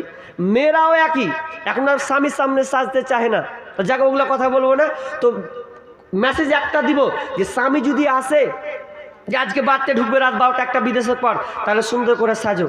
কারণ প্রত্যেকটা পুরুষ সফর করে কি করে না, করার পর কত মেয়ে যে আগা দিকে পরে একটা মনের একটা থাকে না, তখন তো ভাববে যে আমার স্ত্রীটা কত সুন্দর, দেখ আমার স্ত্রী তো আছে, ও বলে বাড়ি যাবে। আচ্ছা, এবার ওই মেয়েটা যদি কুলা থুইয়া না পরিষ্কার না করে দেখছি ঘুমিয়ে গেছে লাল খেপড়ির মতন, ওগুলা কাপড় শুতে গেছে, গন্ধ করছে, যখন ওই আওয়াজ দিচ্ছে করে তো দুয়ার খুঁজে নিন পেরেছে কখন কে আনি, চুলুস চুমুস করে লাল পড়ে আছে, দুয়া করছে, তখন কিছু সালা আমি কি দেখনু রে, মুখখানটা খেপি ঠিকিন করে আহে, তা আমি কিছু রাস্তাতে কি দেখনু, আমার বিবিটাও এরকম, হ্যাঁ কত খারাপ, রাস্তা কত ভালো বিবি দেখনু, যে সালা বাড়ি আসেই নাই ভালো ছিল এর মুখ দেখে। এরকম করিয়েন না, সুন্দর করে সাজুন। সেজে কোজে থাকো সামনে তাহার, যত খুশি দেখাও তারে রূপেরই বাহার। সেজে কোজে থাকো সামনে তাহার, যত খুশি দেখাও তারে রূপেরই বাহার। তোমার রূপের ঝলক যেন অন্য দেখে না, স্বামীকে কখনো দুঃখ দিও না। শোনো শোনো নারী, ওগো বলি শোনো না, স্বামীকে কখনো দুঃখ দিও না। ভালো হোক মন্দ হোক তবু স্বামী, আল্লাহর পরে ঈশান জানিও তুমি। স্বামী নারাজ হইলে জান্নাত মিলে না, স্বামীকে কখনো দুঃখ দিও না। পরকালে যদি চাও জান্নাত বাগান, স্বামীর সেবা না করিলে যাবে জাহান্নাম। পরকালে যদি চাও জান্নাত বাগান, স্বামীর সেবা না করিলে যাবে জাহান্নাম। যতই করো নামাজ রোজা আর পড়ো কোরআন, স্বামীর সেবা না করিলে যাবে জাহান্নাম। শোনো শোনো নারী, ওগো বলি শোনো না, স্বামীকে কখনো দুঃখ দিও না। স্বামীকে ভালোবাসতে শিখুন। উভয় ভালোবাসার জিনিস, লিতাসকুনু ইলাইহা, তাদের মধ্যে মহব্বত ভালোবাসা রয়েছে। এবার আমি মূল জায়গাতে যাব, আর একটা পয়েন্ট বাকি আছে মা, তো ওটা এখন বলছি না, শেষে বলবো। যদি মনে করেন যে মনে ওটা শুনবো, তাহলে এক আপাতত এখানে পেন্ডিংয়ে রাখলাম। মা কি জিনিস এটা আপনাকে বুঝাবো শেষের দিকে, আর বলেও দেবো অলরেডি। তবে কথা হচ্ছে, হেলমেটটা দেন তো, কথা হচ্ছে এটা হচ্ছে মসজিদের জালসা। এটা কিসের জালসা? মসজিদের জালসা। আর 2 দিন হবে, আজকে হবে কালকে হবে নাকি ইনশাআল্লাহ। তো যাক, তো এই মসজিদের পঞ্চুতলা জামে মসজিদ, তার মানে মসজিদ আপনারা করেছেন, মসজিদের খরচ আছে, অনেক সময় আছে। তবে এখন কথা হলো, মানুষের একটা অ্যালার্জি থাকে, এক প্রকার অ্যালার্জি থাকে, বলবো অ্যালার্জিটা হচ্ছে যখন বক্তা যখন বলবে যে বসেন গো একটু আদায় করবো, তোমার পাছায় চুলকানি, মানে এমনিতে চুলকানি শুরু হলো, তো ও আর থাকবে না। তো সাহাবীদের বৈশিষ্ট্য ছিল কি জানেন? ওরা উঠতো না, না পারলে দিব না।